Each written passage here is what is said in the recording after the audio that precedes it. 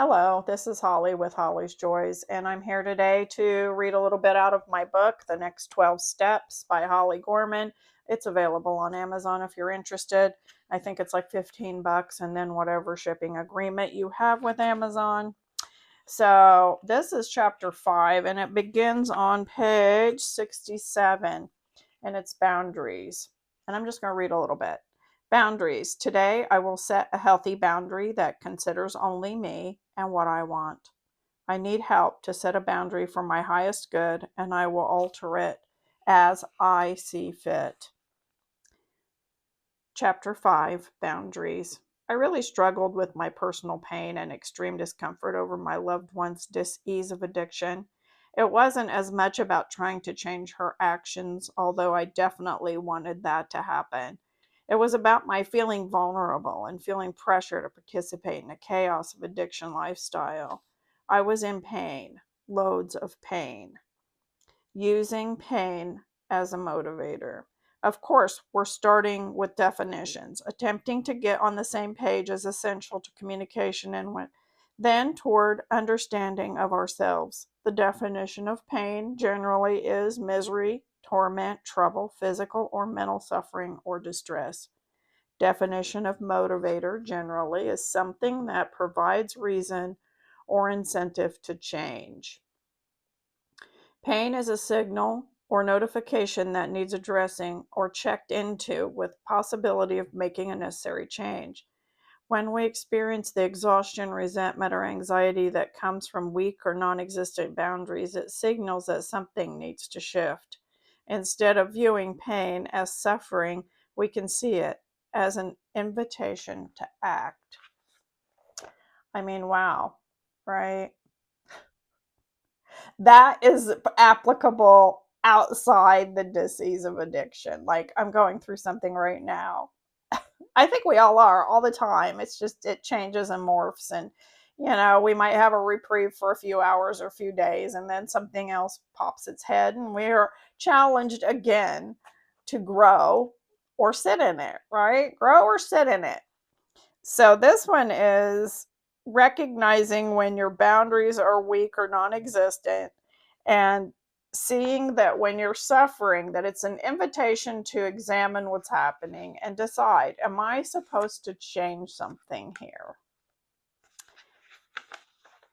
And to come to this place of where pain is now an invitation is just really interesting, and it's been really great. Now, as you go through this chapter, you're going to realize that this is not just with addiction, that these tips and tricks that I have discovered for myself, and I use most of them every day, that it is something that you can use in your daily life, just everything throughout whatever relationships that you have, that these tips work in all relationships. But this struggle and personal pain that you have around your loved one having the disease of addiction is completely understandable, first off. So we always want to be gentle with ourselves and loving and kind to ourselves. But it may be an invitation for you to examine, do I need a boundary here?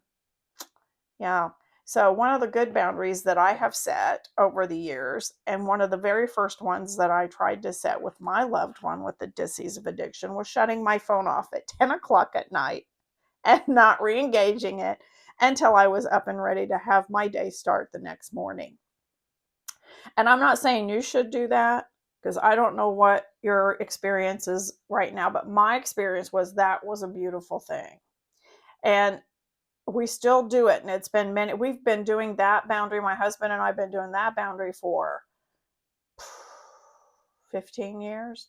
It's been years, and it has been incredible. It was life-saving, because when you get disrupted in your sleep, it's really challenging to function.